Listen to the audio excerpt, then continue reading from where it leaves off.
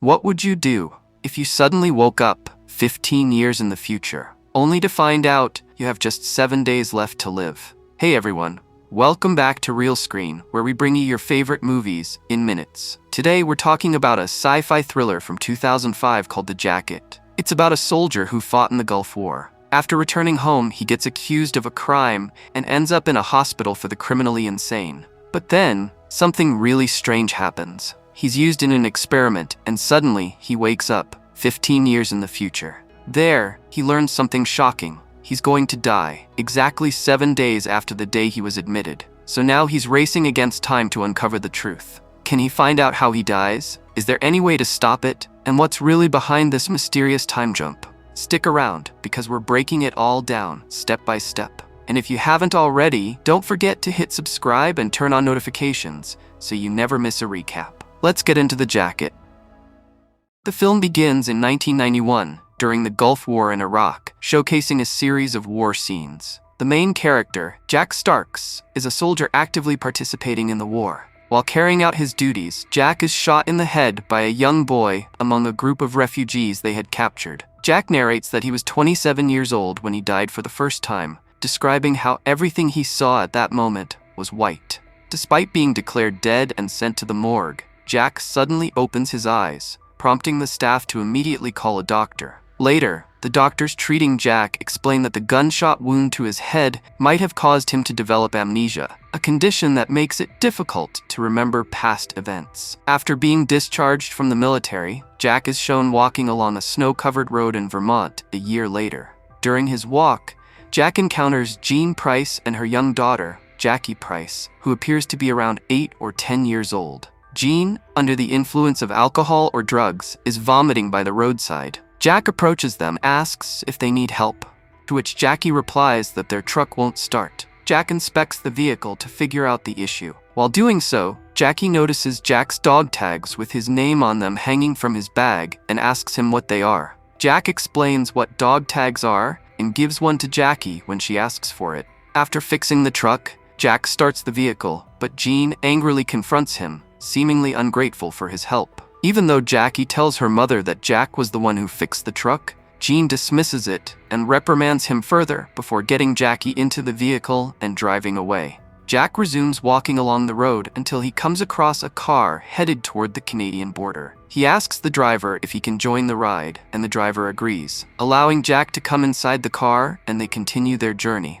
After some time, the car they were traveling in comes to a stop as the driver notices a police car approaching from behind. However, at this moment, the story doesn't reveal what exactly happens next. The next scene shows Jack appearing in court, standing trial for the murder of a police officer. During the trial, Jack claims that, aside from Jean and Jackie, he remembers nothing else or anyone else. The jury hears evidence that the officer was shot 3 times, and the gun was found near Jack, who was unconscious at the scene. Experts testify that such incidents could stem from the psychological trauma caused by the war, often affecting soldiers' mental health. As a result, the jury does not convict Jack as a criminal, but instead deems him mentally ill. Jack is sent to Alpine Grove Psychiatric Hospital, a facility for mentally ill offenders, under the supervision of Dr. Thomas Becker. After arriving at the hospital, Jack is taken to his room, where he is given new clothes and the necessary medication. One night, while Jack is asleep in his room, 2 hospital staff members enter, administer an injection, and take him to the morgue located on the ground floor. There, following Dr. Thomas Becker's orders, they strap Jack into a jacket and place him inside a morgue drawer, locking him in.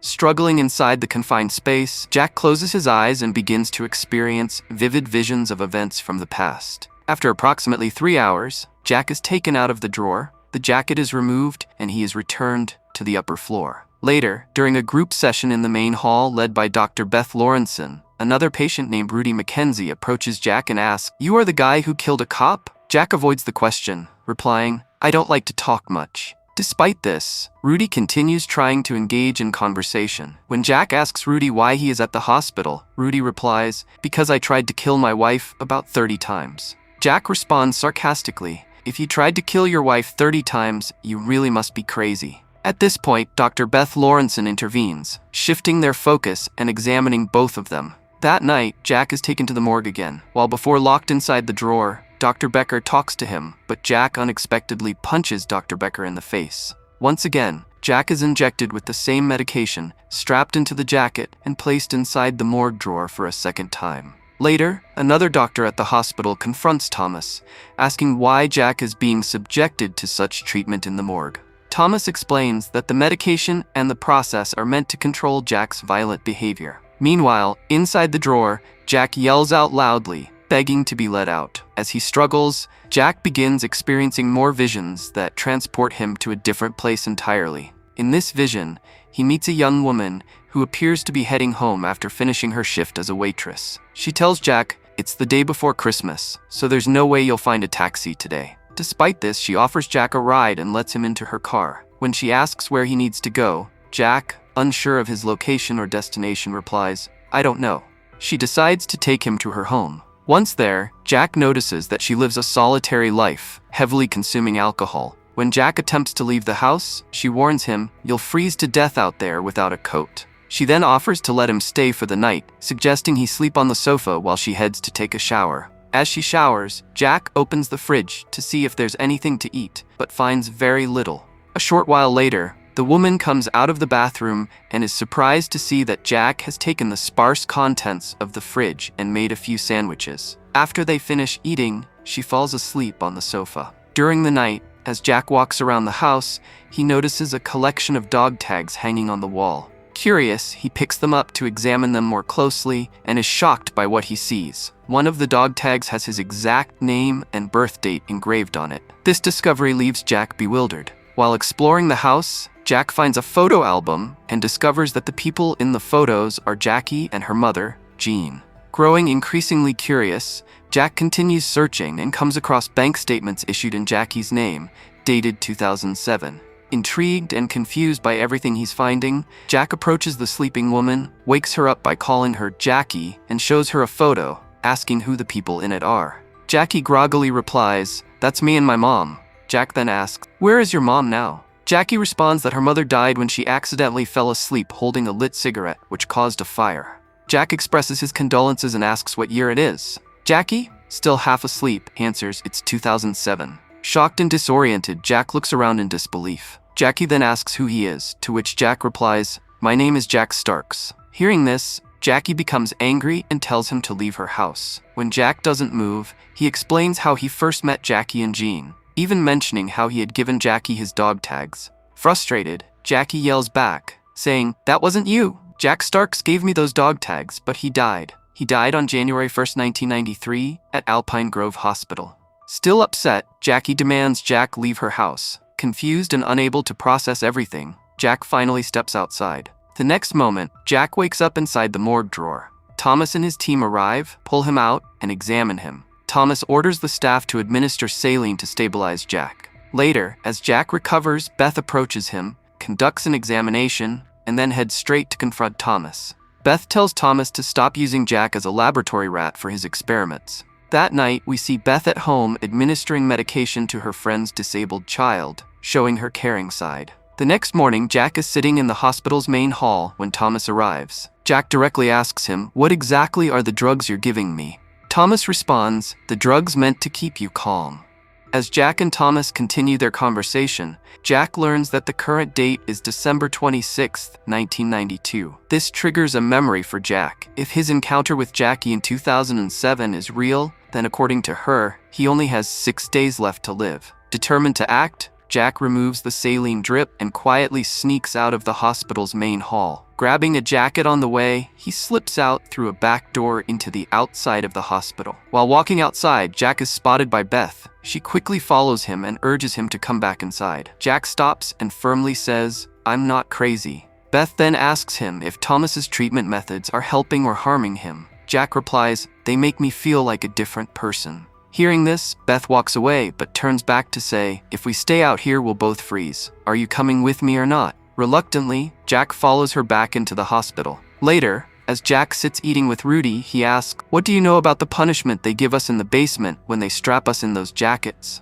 Rudy explains, "The calmer you stay while you're in there, the further away your mind can travel." Jack then asks, "What do I need to do to get back in there again?" Rudy suggests, "If you really want back in, You'll need to get under Thomas's has to work furiously. Using this advice to his advantage, Jack disrupts the hospital's routine by acting out aggressively while Thomas is speaking with other patients. As punishment, Thomas orders Jack to be placed back into the morgue drawer. Once inside, Jack follows Rudy's instructions and stays calm. This triggers another vision, taking him back to the day of the officer's death. As shown earlier in the film, Jack is sitting in the car with the driver when a police officer approaches and asks both of them to step out. As the driver exits, he suddenly pulls a gun and shoots the officer 3 times. In the chaos, one of the officer's stray bullets accidentally hits Jack, causing him to collapse and lose consciousness. The driver then cleverly disposes of the gun by tossing it near Jack before fleeing the scene,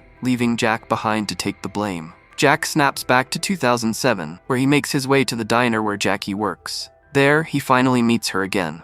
Eventually, Jackie decides to talk to Jack. As they converse, Jackie mentions again that Jack Starks died on January 1st, 1993, due to a head injury. Jack, puzzled, asks how it happened, but Jackie admits there's no specific record of the event. Jack then asks if she found out anything else about him. Jackie responds that there was a doctor named Thomas Becker, who during the 1970s conducted experimental behavioral treatments on patients at the hospital. She also mentions another doctor, Beth Lawrenson, who treated a disabled child named Babak. Jack and Jackie decide to visit Alpine Grove Hospital to see if anyone still there might know more about Jack's death. When they arrive, Jackie introduces Jack as her uncle, who was at the hospital in 1992. They inquire about the circumstances of his death in 1993, but they don't learn much. When Jack asks about Dr. Thomas and Dr. Beth, the hospital administrator says he doesn't know anything about Dr. Thomas, but confirms that Dr. Beth still works there. Jack and Jackie then go to meet Dr. Beth.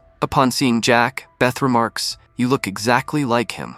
She explains that she remembers Jack vividly because he had helped her treat Babak, the disabled child. However, even Beth is unable to provide details about how Jack's death occurred. After speaking with Beth, Jack and Jackie decide to check the morgue in the hospital's basement. They open the drawer where Jack was kept in 1992, but find nothing inside. While there, they encounter a former hospital staff member who worked there in 1992, but is now a patient. They ask him about Jack, saying he was their uncle, and pressing him about the details of his death. The man, clearly nervous, claims he doesn't know anything about it. Growing suspicious, Jack directly addresses him by name Damon, and asks if he was involved. Shocked, Damon demands, "How do you know my name?" Jack responds, "I don't just know your name. I know a lot about you." With that, Jack and Jackie leave the basement, leaving Damon unsettled. Later, Jack and Jackie visit Jack's grave, and from there, they notice Rudy's grave nearby. As Jack and Jackie stand by the grave, Beth is seen watching them from a hospital window. Afterward, they return to Jackie's house, where they spend the night together, sleeping in the same bed. However, when Jackie wakes up the next morning, Jack is no longer there. The scene shifts back to 1992, where Jack is in the hospital. As he awakens, Beth is standing close to him, monitoring him during treatment. Jack tells her that while he was inside the morgue drawer, he saw visions of the year 2007. Beth dismisses his claims, saying they are all creations of his mind. Jack, however, challenges her by asking if Babak was also just a figment of his imagination, reminding her that she was the one who told him about Babak in 2007. Surprised, Beth asks how Jack knows about Babak. Jack reiterates that she herself told him. Beth, unsettled, leaves the room. Later that evening, at home, Beth asks her friend if she ever mentioned treating Babak to anyone. Her friend replies that she hasn't told anyone about it. Meanwhile, back at the hospital, under Thomas's orders, Jack is once again placed inside the morgue drawer. This time, Jack is eager to go in, knowing it allows him to see Jackie. Jack then reappears in Jackie's car. As they talk, Jackie mentions that Beth treated Babak for seizures using a small electric shock device. Jackie found Thomas's address, determined to get answers. Jack and Jackie visit Thomas's house, but they are informed that he is at a church. They head to the church and find Thomas. When Thomas sees Jack, he is visibly startled and asks, "How are you here? He died years ago in the hospital. Are you his son?" Jack replies, "No, I am him." Thomas, shaken and scared, reacts as though he's seen a ghost. When Jack asks him how he died in 1993, Thomas avoids answering and hurriedly leaves the scene. Jack realizes that someone in 1992 is trying to get him out of the morgue drawer. With this in mind, Jack asks Jackie for the address of the house where they were staying when she first met him. Jackie gives him the address, and as they are traveling together, Jack suddenly disappears from 2007 and finds himself back in 1992. In 1992, Thomas removes Jack from the drawer, takes off the jacket, and begins treating him. When Beth approaches, Jack tells her that Babak has seizures, which is why he struggles to speak and learn properly. He explains that Beth will use electroconvulsive therapy on Babak, which will cure him. Beth, however, dismisses the idea, saying she does not perform that treatment on children, and moreover, Babak is her friend's son, so taking such a risk is out of the question. Jack insists, telling her that she will do it, and asks for a pen and paper. Later, Beth goes home and decides to administer the treatment Jack described. To her surprise, Babak improves significantly after the therapy. Now convinced of Jack's truthfulness, Beth returns to him and asks what he needs her to do. Jack tells her he needs to deliver a letter to someone and asks her to take him to the address he mentioned. Beth agrees, and they arrive at the house. When Jack knocks on the door, young Jackie answers and immediately recognizes him, saying, "I remember you."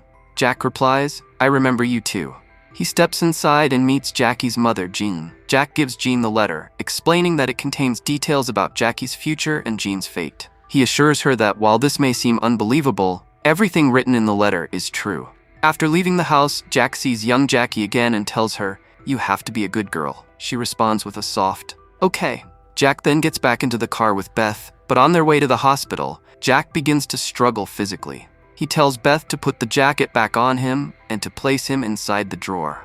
After a while, Jack arrives at the hospital. With Beth's help, he gets out of the car. However, as he's walking through the snow, he starts experiencing vivid visions, loses his footing, and falls, hitting his head and sustaining a serious injury. Beth, along with another doctor, helps Jack to the morgue. They put the jacket on him, administer the medication, and place him into the drawer for the final time. Jack reawakens in 2007, where he meets Jackie again. However, this time her life is completely different from what it was before. Despite the happy reunion, it's clear that Jack's head injury has taken a toll on him. Spotting his condition, Jackie, now a doctor, stops her car and tells Jack, "I'm on my way to the hospital. Come with me, and we can get that injury treated." She helps him into the car. As they drive, Jackie receives a phone call from Jean, and we learn that Jean is alive, having followed the advice Jack gave her in the letter. With this heartwarming resolution, the movie concludes on a hopeful and uplifting note, wrapping up this beautiful story. And that's the story. If you enjoyed this recap, don't forget to hit the like button, subscribe, and ring the bell so you won't miss the next movie breakdown. Got a favorite film you want us to cover next? Drop it in the comments below. Thanks for watching, and we'll see you in the next one on Real Screen.